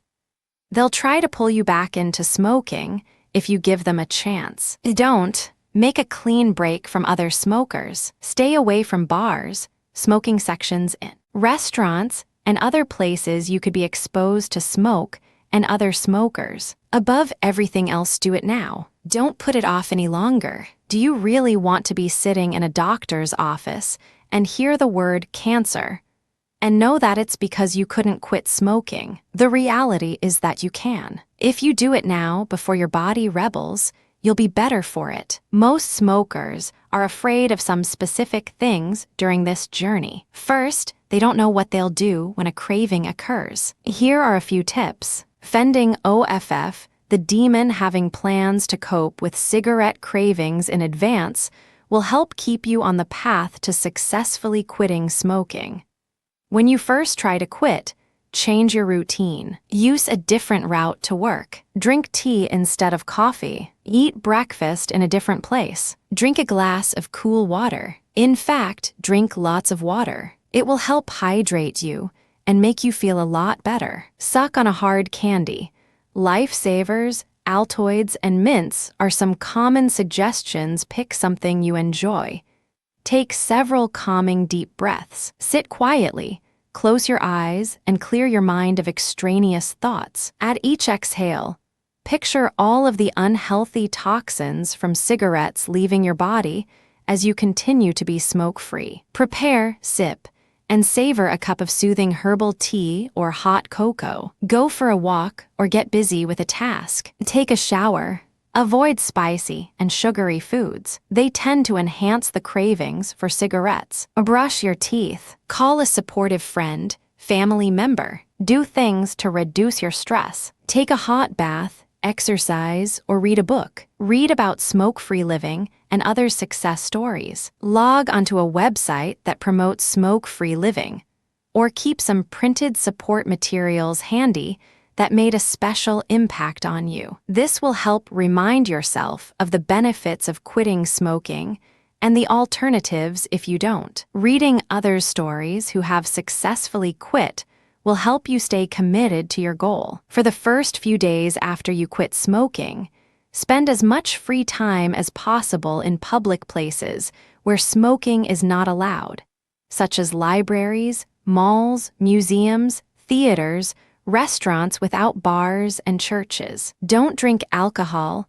coffee, and other drinks you associate with smoking. Try drinking a variety of other drinks instead. Try different types of waters or fruit juices. This may be the time to indulge in some interesting teas you have never tried. If you miss the feeling of having a cigarette in your hand, put a substitute in your hand: a pencil, a paper clip, a coin, or a marble. For example, if you miss the feeling of having something in your mouth, try toothpicks, cinnamon sticks, sugarless gum, or celery. Avoid temptation by staying away from situations you associate with pleasurable smoking. Find new habits and create a non-smoking environment around you. Anticipate future situations or crises that might make you want to smoke again, and remind yourself of all the important reasons you have decided to quit. To reinforce these reasons, you may want to put a picture of your children up in your workplace, or keep one handy in your purse or wallet. Take deep, rhythmic breaths similar to smoking to relax, and picture your lungs filling with fresh, clean air. Remember your goal and the fact that the urges to smoke will eventually pass. Think positive thoughts about how awesome it is that you are quitting smoking and getting healthy, and try to avoid negative ones. Brush your teeth and enjoy that fresh taste. Do brief bursts of exercise. Alternate tensing and relaxing muscles, push-ups, deep knee bends, walk up a flight of stairs, or touch your toes. Eat several small meals during the day, instead of 1 or 2 large ones. This maintains constant blood sugar levels, which keeps your energy in balance and helps prevent the urge to smoke. Avoid sugary or spicy foods that may trigger a desire for cigarettes. Above all, reward yourself. Reward yourself frequently if that's what it takes to keep going. Plan to do something fun for doing your best. What about the times when you start feeling frantic? Those are the moments when the stress just gets to you so much, and you feel there's no way possible you can make it through this no smoking hell. Keep oral substitutes handy, such as carrots, pickles, apples, celery, raisins, or gum. Take 10 deep breaths and hold the last one while lighting a match. Exhale slowly and blow out the match. Pretend it is a cigarette and put it out in an ashtray. Learn to relax quickly and deeply. Make yourself go limp. Visualize a soothing, pleasing situation and get away from it all for a moment. Concentrate on that peaceful image and nothing else. Light incense or a candle instead of a cigarette. Tell yourself no. Say it out loud. Practice doing this a few times and listen to yourself. Some other things you can say to yourself might be, I'm too strong to give in to smoking. I'm a non-smoker now. Or, I don't want to let my friends and family down. Never allow yourself to think that one won't hurt, because it may. Wear a rubber band around your wrist. Whenever you have a thought about smoking, snap it against your wrist to remind yourself of all the unpleasant reasons that made you want to quit in the first place. Then remember that you will not always need a rubber band to help you stay in line with your plans to quit. Smile at yourself, then go get an apple or walk outside and breathe in the fresh air. Or start a conversation with your coworker or neighbor that has nothing to do with you. Try busying yourself with hobbies or other activities that will take your mind off of smoking. These can include hobbies and crafts, playing or learning, a musical instrument, reading a book, starting a collection, stamps, coins, or shells, for example, doing puzzles, crossword, jigsaw, Sudoku, starting a journal or scrapbook, organizing photos, knitting or sewing, writing books, poems, articles, journaling, relaxing, reading a newspaper or magazine, meditating, listening to a relaxation tape, taking a nap, listening to music, being with others, calling an old friend, having someone over for dinner, or to watch movies, going out to eat, joining a group or club, having a family get-together. There are many ways to stop smoking. Many hardcore advocates say the best way is to go it cold turkey, just stop and not start again. As you might imagine, this sounds like the most difficult way, but many advocates say it's, in fact, the best way. Cold turkey, more than just sandwiches to many. Cold turkey conjures up visions of torturous pain, suffering, and general drudgery. In fact, it is easier to stop smoking using the cold turkey method than by using any other technique. Cold turkey induces less suffering and creates a shorter period of withdrawal. Most important, cold turkey is the approach by which the smoker has the best chance of success. Smokers must recognize that they are drug addicts. Nicotine is a powerfully addictive drug. Once the smoker has smoked for a fairly long time, the body requires maintenance of a certain level of nicotine in the bloodstream. If this level is not maintained, the smoker will experience varying degrees of drug withdrawal. The lower the level, the greater the intensity. As long as any nicotine remains in the bloodstream, the body will keep craving its full complement. Once the smoker quits, the nicotine level will eventually drop to 0, and all physical withdrawal will cease. Cravings for an occasional cigarette may continue, but this is due to an old habit, not to a physical dependence. Cutting down on cigarettes or use of nicotine replacement strategies throws the smoker into a chronic state of drug withdrawal. As soon as the smoker fails to reach the minimum requirement of nicotine, the body starts demanding it. As long as there is any nicotine in the bloodstream, the body will demand its old requirement. Smoking just 1 or 2 a day or wearing a patch, which is gradually reducing the amount of nicotine being delivered, will result in the smoker not achieving the minimum required level, creating a chronic state of peak drug withdrawal. This state will continue throughout the rest of the smoker's life unless one of 2 steps is taken to rectify it. First, the smoker can stop delivering nicotine altogether. Nicotine will be metabolized or totally excreted from the body, and the withdrawal will stop forever. Or the smoker can return to the old level of consumptions, accomplishing nothing. Therefore, cold turkey is the method of choice. Once the smoker stops, withdrawal will end within 2 weeks. The rest of the process involves changing the way you think and staying away from cigarettes and the temptation that they provide. Many people are also afraid of gaining weight when they don't have the oral fixation that a cigarette provides calorie-free. Weight gain isn't a reality of quitting smoking. You can take steps to prevent it. Giving it up without getting it back. Weight gain is not the direct result of quitting smoking. It is more often what happens when a person substitutes one type of oral gratification or way of self-soothing, smoking, with another, eating. Smokers weigh less because smoking depresses the appetite for certain foods, while quitters, whose appetites are not suppressed, gain weight because they take in more calories. Nicotine may also alter the smoker's metabolism, so that smokers burn more calories and convert fewer calories into fat. In addition, smoking serves as a meal terminator.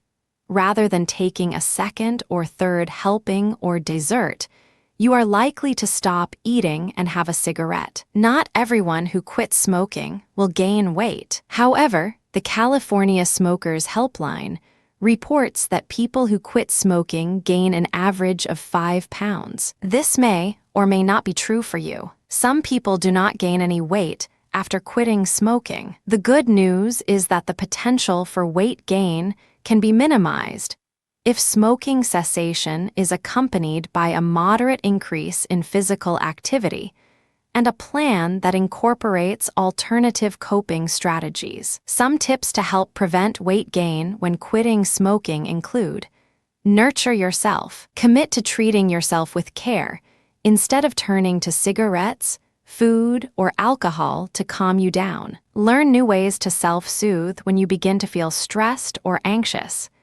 Eat healthy, varied meals. Eat plenty of fruits and vegetables, and limit your fat intake. Avoid fried and high-fat foods. Seek out low-fat options that look appetizing to you and you will actually eat. Alter your eating routine. Practice these mealtime and between-meal tips. Take smaller portions. Encourage this by using smaller plates. Eat slowly.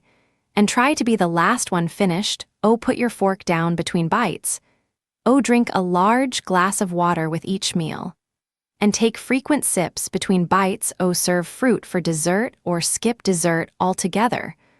Get up from the table as soon as you finish. Terminate your meal with a non-smoking activity, such as taking a walk, brushing your teeth, or washing the dishes. Stock up on raw vegetables for healthy between-meal snacks. Go to bed earlier to avoid the temptation to snack. Drink lots of water, increasing your daily water intake. 6-88 Oz. Glasses are ideal. Will help you to feel full and deter you from eating when you're not hungry. Water will also help flush toxins from your body. Take a walk. Not only will it help you burn calories and keep the weight off, walking will also help alleviate feelings of stress and frustration that accompany smoking withdrawal. Go easy on yourself and be proud of yourself for quitting. Quitting smoking is not an easy thing to do, but is essential for living a long, healthy life. Acknowledge that what you are going through is challenging, and take pride in the fact that you're committed to taking better care of yourself and those close to you. Accept yourself for who you are. If you have quit smoking, then accept yourself as someone who has taken a turn to better health. Avoid alcohol or limit yourself to 1 drink a week. Alcohol can make you fat at the wrong places. Avoid eating past 9 p.m. The body's metabolism slows down at night, so food consumed past this hour will take longer to digest. Instead of having 3 main meals a day, spread them out to 6 small meals throughout the day. This can help you maintain a high metabolism throughout the day, and you burn more calories. Do some moderate form of regular exercise. If you have not been exercising regularly, consult your physician for a practical exercise program which is safe for you. Some suggestions for activities include walking or jogging, biking, hiking, swimming, doing aerobics, going bowling, playing soccer, playing tennis, playing volleyball, playing softball, karate, or judo yoga. Activities around the home, gardening, cooking, grilling, or baking, organizing/cleaning out the basement, garage, or attic, organizing a yard sale, painting/redecorating rooms, washing/waxing the car, going out, going fishing, hunting or camping, having a picnic, going shopping, getting a manicure or pedicure, going for a leisurely drive, going to a garage sale or yard sale, going to a library or bookstore, going to a museum, going to the movies, even if you still gain weight. Always remember that it is nothing compared to what smoking will do to your health in future. Furthermore, preventing weight gain is much easier than quitting smoking. As long as you quit smoking, everything else will look easy. One of the worst parts of quitting is being around other people who smoke. The urge to light up will be the worst during these times. While it's not realistic to stay away from everyone who smokes, there are ways that you can stay strong. If they jumped off a bridge, would you? For the first few weeks of your non-smoking venture, it's a very good idea to not be around other people who smoke. This is going to be difficult, especially because over the years, you've tended to gravitate toward those people who do smoke just because you have something in common with them. You probably won't be popular for a while and might take your share of ridicule, but remember why you decided to quit in the first place. Then don't tempt yourself until you're a bit stronger. It's a common problem. You are trying your best to quit smoking, but everyone around you still smokes. If you have a spouse or other family member who smokes, you are exposed to smoking every day. If your coworkers smoke, you probably have smokers around you at least 5 days per week. If your friends smoke, you'll be exposed to smoking whenever you get together to have some fun. So how do you maintain your resolve to quit when everywhere you look you see someone lighting up? How do you deal with the personal conflicts that can develop when you quit but your family, friends, and coworkers don't? First, you must acknowledge the fact that you may be all alone in your efforts to quit smoking. This solitude may be frustrating and counterproductive, but you must accept the fact that the people around you are not going to quit smoking just because you are. In fact, they may try to coerce or encourage you to start smoking again. When you quit, you may be placing pressure to quit smoking, however unintentional, on the people in your life. They may resent it or are frightened by your quitting. Their natural, perhaps unconscious, response may be to make quitting more difficult for you. So prepare yourself for the loneliness you may feel when you quit. Prepare yourself for the backlash that you may receive from the smokers around you. Be prepared to forgive and forget. Next, take time to talk to the smokers in your life. Ask them for a few minutes to discuss the fact that you are quitting smoking. Sit down and let them know how very important quitting is to you. Tell them that you need their support and ask them to be considerate whenever they want to smoke. Make sure they understand that you are quitting for you, not for anyone else. Make sure they understand that you do not expect them to quit because you are quitting. Invite them to quit with you, but make it clear that quitting must be their own decision. Lay out some ground rules that everyone can live with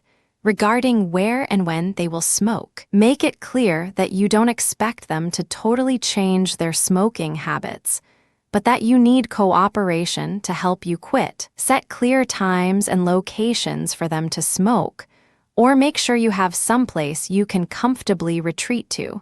Should the smoker in your life need to light up, make sure you have something to distract your attention in another room if someone is smoking near you. Start a new hobby or have a book on hand whenever you have to get away from the smoke. When you get together with friends, you may find that the activities you participate in naturally involve smoking. Try going to a bar or bowling alley without having smoke all around you, unless you live in an area where smoking is banned indoors. You may find it necessary to adjust the types of things you do with your friends to help you avoid being placed in a smoking situation. Try activities that are outdoors or that involve exercise. Go places where smoking isn't allowed. If your friends are truly your friends, they'll understand and want to accommodate your needs. Avoiding smoke at work may be difficult if your workplace allows smoking indoors. If necessary, request that your work area be moved to a non-smoking portion of your office. You may also ask to have your entire office declared smoke-free. Consider getting an air filter to help remove the smell of smoke where you work. If you have grown accustomed to your smoking breaks and the smoking buddies at your workplace, you face another type of withdrawal besides nicotine withdrawal: friendship withdrawal. Chances are, if you've worked someplace with a designated smoking area for any length of time, that you have made quite a number of friends or smoking buddies. If you're going to quit smoking successfully, you're going to have to remove yourself from the smoking area. Naturally, this means removing yourself from the friends you've made. Realize, however, that just because you don't smoke with these people, you don't have to stop being friendly. Let your smoking buddies know that you are quitting and that you won't be joining them any longer, but also let them know you wish to continue your friendship. Exchange phone numbers if necessary, and try to get together for lunch or other times convenient to both of you. Quitting smoking, even when other people around you are smoking, doesn't have to be difficult and a strain on interpersonal relations. Take some time to create an atmosphere where everyone knows that you are quitting and that you need their cooperation to succeed. At the same time, be considerate of the other smokers, giving them their own freedom to smoke when they so choose. Working together with family, friends, and co-workers, you can quit, but how do you get the support you need from those around you? Try showing them the following section. Because I love you, many people are clueless as to how they can support a family member or friend in their bid to quit smoking. Other than a few way to go pats on the back, any real help is beyond their normal thinking. Show them the following list of ways they can help you kick the habit. Don't offer advice. Instead, ask how you can help with the plan or program they are using. Respect that the quitter is in charge. This is their lifestyle change and their challenge, not yours. Don't take the quitter's grumpiness personally during his or her nicotine withdrawal. The symptoms will pass in about 2 weeks.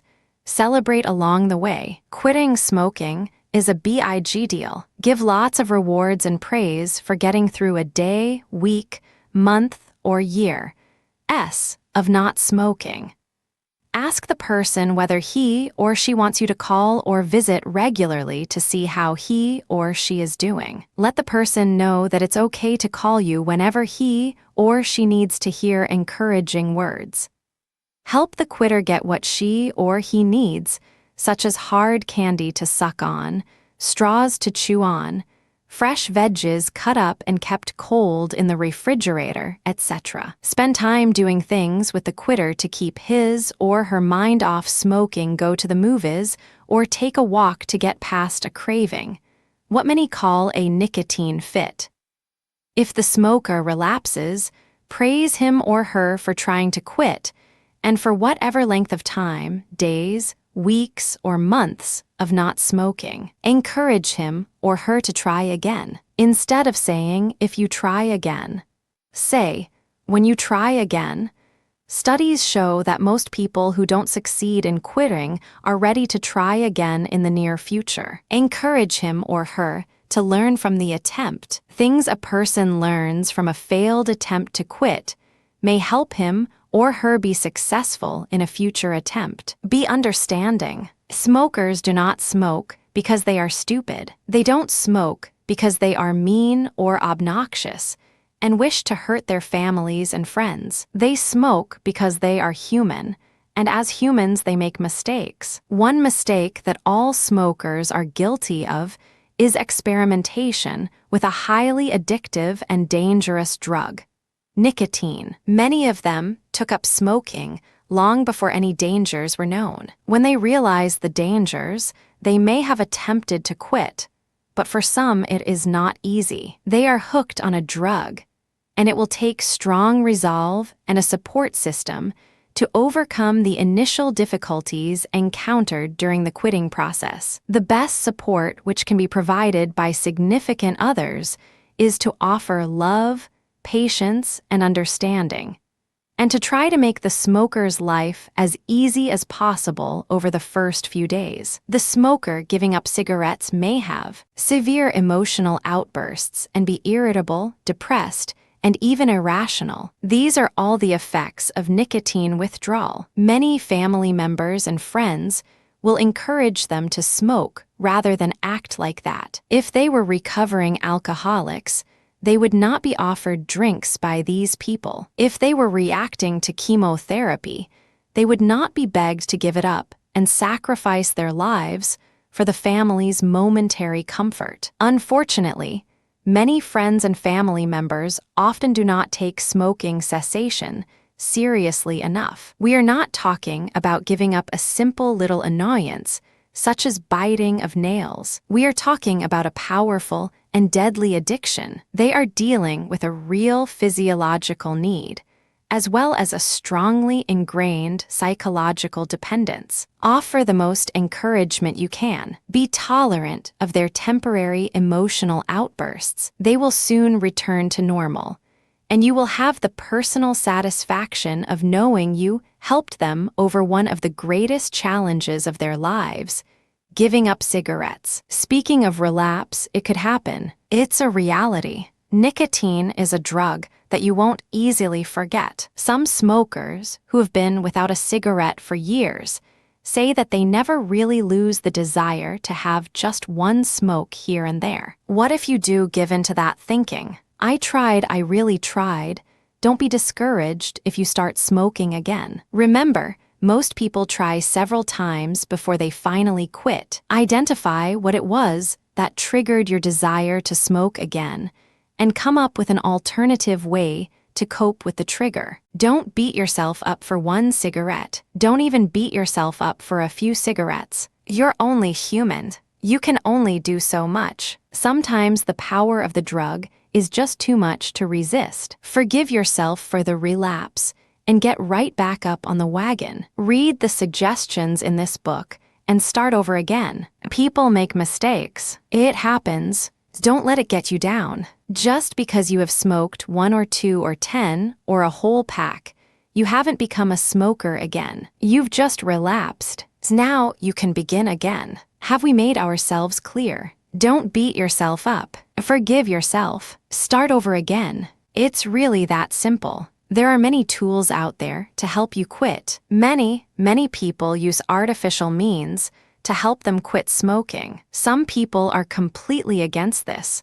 Others have said they wouldn't have done it any other way. They blinded me with science. The trend toward no smoking has become almost a marketing frenzy. You see the ads on television, and hear them on the radio. There are money-off coupons in your local paper for quit smoking aid. It seems like everyone has the next best product to help you quit smoking. Some people feel they are lifesavers. Others say they are just a crutch and won't lead to complete cessation. We still feel like we need to address the other aid out there that can help you kick the habit. The pharmacological approaches are called nicotine replacement therapy, NRT, and they involve replacing the nicotine in a cigarette with another form, helping relieve some of the withdrawal symptoms people experience when they quit smoking. The U.S. Food and Drug Administration,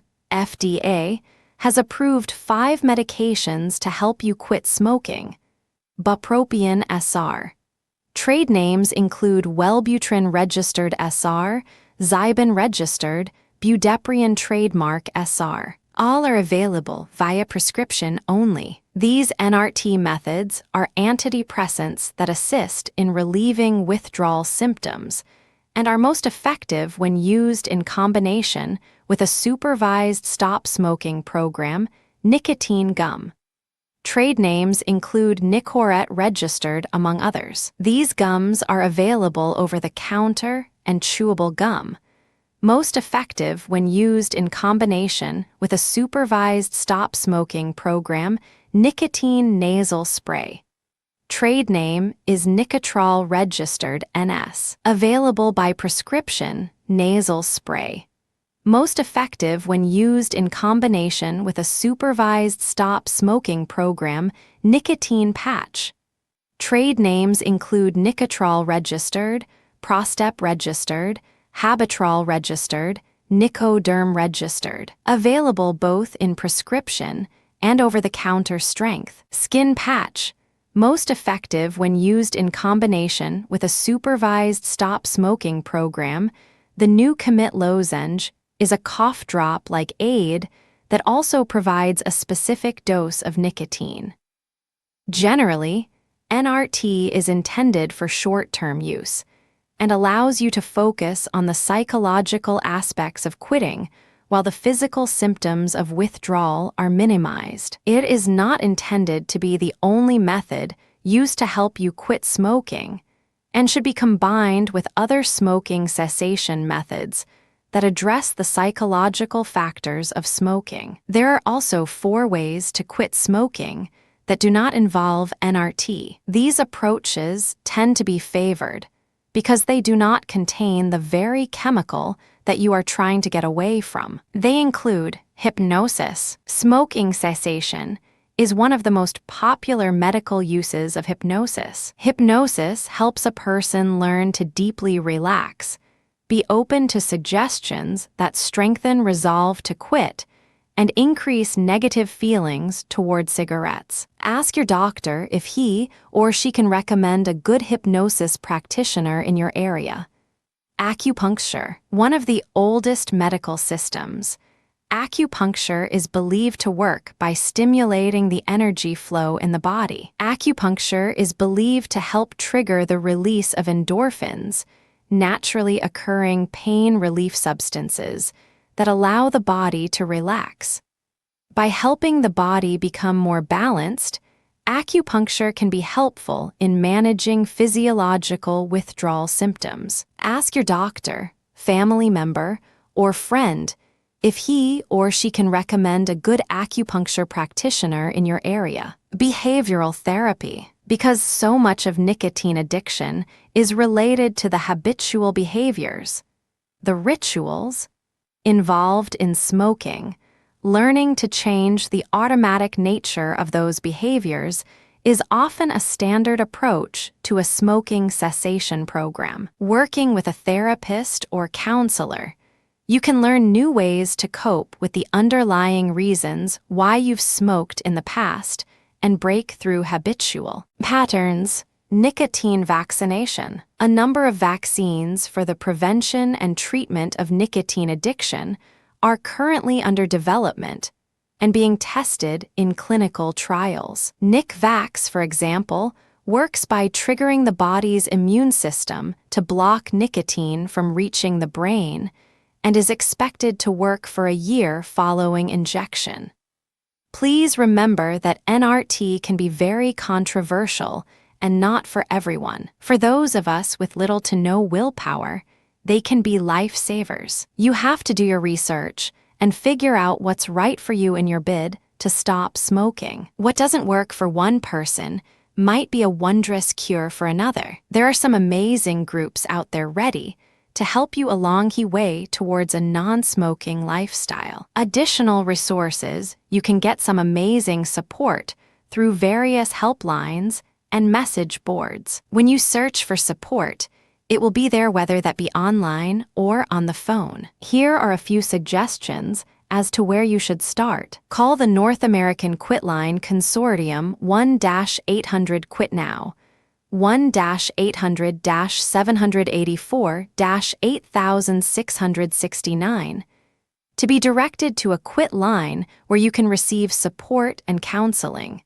Smoking cessation medications at low or no cost, printed support information, web-based interactive counseling, and more. The California Smokers Helpline 1-800 No Butts is another free service. You are able to speak with a counselor over the phone about how to quit smoking. The counselor listens to you and helps you come up with a plan that will work for you. Check your local newspaper for local groups. If you can't find one, consider starting one yourself. Hundreds of people decide every day to quit smoking. We're willing to be. There's a few around where you live. Advertise in the local paper and wait for calls. If you start it, they will come. Take a smoking relapse prevention class or smoke-free workshop. Contact your local health department, hospital, or medical center to see if they offer classes on smoking relapse prevention. Your local college might also offer these services to the community. Contact your local American Cancer Society ACS office. Call the American Cancer Society at 1-800-ACS 2345 to find out what resources might be available to you. Local ACS offices can provide guidance for finding support near you. Try Google and put in the words smoking support groups to find message boards and online friends who are there with you willing to help. You might help them just as much as they might help you. Finally, we want to give you some lists of our own to help you along the way towards becoming a non-smoker. Successful quitters, have you ever heard of the saying that the best way to succeed is to follow those who have succeeded? Smokers who have quit smoking successfully share common characteristics. Here are the perfect characteristics and examples of a successful quitter. Successful quitters believe in themselves. They totally believe that they have the choice and ability to quit smoking for good. Successful quitters are completely motivated to quit smoking. They have made the decision to do whatever it takes to overcome the habit completely, without the option of turning back. Successful quitters refuse to go back on their decision to quit smoking. They throw away their lighters, ashtray, and cigarettes and let everyone know that they are quitting smoking. They create for themselves the courage and spirit to quit smoking completely. Successful quitters are honest with themselves and refuse to make excuses that justify smoking. They accept the dangers and realities of smoking. Successful smokers fix a quit date and stick to it. Once they have fixed this date, they stop making excuses to prolong their smoking habit. Successful quitters accept full responsibility for their smoking habit. They no longer blame their parents, friends, or tobacco companies anymore. They accept their faults, are determined to change them. Successful quitters admit that they may need help and support to quit smoking. Successful quitters plan their quitting process carefully. They write down their goals and quit dates and engrave this information into their minds. Successful quitters are persistent and determined to quit smoking, even it takes them several attempts before they finally quit for good. Successful quitters usually have quit friends to support them. These may be people helping them quit smoking or people who are quitting smoking at the same time. Successful quitters are determined to tolerate the initial discomfort of quitting smoking, knowing that they will be rewarded with a lifetime of freedom and better health. Successful quitters change their focus towards better health. They begin exercise programs and alter their diet. Successful quitters know the benefits of drinking lots of water and discipline themselves to do so. Successful quitters are willing to try smoking cessation aids to help them ease the process of quitting smoking. Successful quitters help others quit smoking. They develop a sense of duty to share their achievement with others because they understand their plight. Unsuccessful people, on the other hand, are always asking, "What's in it for me?" Successful quitters reward themselves. They treat themselves for their achievement in as many ways as they can. Successful quitters never ever take another puff of cigarette, no matter what it takes or whatever situation they are in. They know that just one puff is harmful and can ruin everything they have done so far. Remember, the best way to succeed in any quest is to follow the footsteps of someone who already has succeeded before you. If you do this right, you too can quit smoking just like any of them. The best reasons to quit smoking. Here's a list of 50 reasons for quitting smoking. Some are scientifically based, some a stretch. Which one is your reason for quitting smoking? 1. I'll have fewer wrinkles. 2. After the first year, I'll have saved enough for a Caribbean cruise. 3. I save myself the embarrassment of having bad breath. 4. After the second year, I can bring someone with me for a Caribbean cruise. 5. I'll still be around to see my grandchildren. 6. I won't have to worry about early impotence. 7.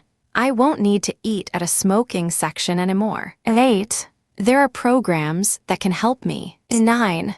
I no longer need to spend time on counseling. 10.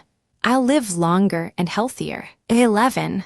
I won't feel like a leper in public. 12. I won't have to worry about how smoking is ruining my health. 13. The average person tries to stop smoking at least 4 times before succeeding. I may be on no 2 or 3, but I am better than average. 14. I won't have to lie to my children to hide my smoking habit. 15. My fingers won't get frostbites when I go outside. 16. I'll be able to exercise more. 17. I'll soon have the same life expectancy as a non-smoker. 18. My spouse won't get emphysema. 19. I'll cough less. 20. I'll be able to taste and smell food again. 21. My children will have fewer ear and respiratory infections. 22. My lipstick won't smudge. 23. I won't have to wonder if my date is bothered by cigarette smoke. 24. My teeth will be much whiter. 25. I won't waste time looking for a smoking area all the time. 26. No more wheezing. 27. I won't have to listen to sarcastic talk, like how much I taste like an ashtray during a kiss. 28. There are other safer and more effective ways of maintaining my weight. 29. My plants won't turn brown. 30. My baby is so much safer with at lower risk for sudden infant death syndrome. 31. My fingers won't turn yellow. 32. I have more pocket space. 33. My lungs won't look like burnt BBQ beef. 34. No more burning holes in my clothes. 35. My spouse will be less likely to develop heart disease or lung cancer. 36. I'll have to pull off the road only when I need gas. 37. My car won't reek of stale smoke. 38. I won't ever need to breathe oxygen through a nasal tube. 39. My house won't reek of stale smoke. 40. My unborn child is safer from fetal defects. 41. I won't reek of stale smoke on my clothes and hair. 42. I'll be able to play with the little ones without gasping. 43. I won't have to feel isolated or unaccepted anymore. 44. No more feeling like smoking on airplanes. 45. I'll have more energy to do all the things I want to do. 46. I'll save money on lighters and matches. 47. I'll make new friends who see me as who I am. 48.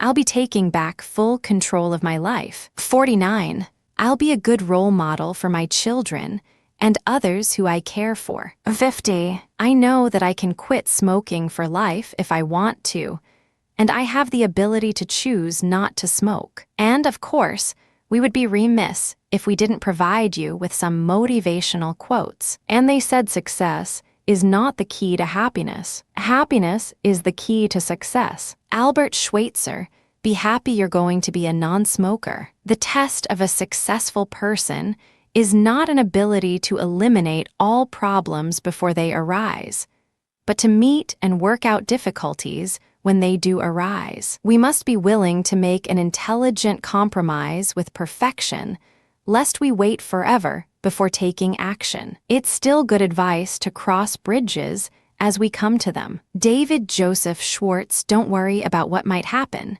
Plan for what will. Success is to be measured not so much by the position that one has reached in life, as by the obstacles which he has overcome while trying to succeed. Booker T. Washington's smoking is just an obstacle you have to overcome, not an obstacle to stop you. Even if at first you do succeed, you still have to work hard to stay there. Richard C. Miller, stay with the program, even if you relapse, and work even hard the next time. The secret of success is learning how to use pain and pleasure instead of having pain and pleasure use you. If you do that, you're in control of your life. If you don't, life controls you. Anthony Robbins, don't let smoking control you, you control the smoking. Look at a day when you are supremely satisfied at the end. It's not a day when you lounge around doing nothing. It's when you've had everything to do and you've done it. Margaret Thatcher made it another day without a cigarette. I have not failed 700 times. I have not failed once. I have succeeded in proving that those 700 ways will not work. When I have eliminated the ways that will not work, I will find the way that will work. Thomas Edison, you know what works for you even if it takes trial and error. The dictionary is the only place where success comes before work. Unknown, you have to work at not smoking. Then you will succeed. Our doubts are traitors, and make us lose the good that we oft may win. By fearing to attempt William Shakespeare, don't doubt your ability to quit. Try and watch yourself win. Success is relative. It is what we can make of the mess we have made of things. Yes. Eliot, there's always a way to make life better. Your life will be better without cigarettes. Conclusion, there are hundreds of thousands of smokers out there. Every single one of them knows they shouldn't be doing it. I defy you to find me one person who thinks that smoking is actually good for them in every way. The cold, hard truth is that smoking damages our bodies, our minds, our relationships, and our place in society. Any rational person would agree that taking steps to maintain something as precious as life should be undertaken as soon as possible. It won't be easy. Actually, it'll be hell for a while. But there are so many tools out there to help you cope. We've shown you how smoking harms you. We've shown you how that damage can be reversed. The time to quit is now, before it gets any worse. It took me 3 days to write this book. I'm 2.5 days smoke-free. How about you? Want to join me in the ranks of those who are struggling with cigarette addiction and winning? I feel pretty good right now. You can too. Here's to a smoke-free life, my friend.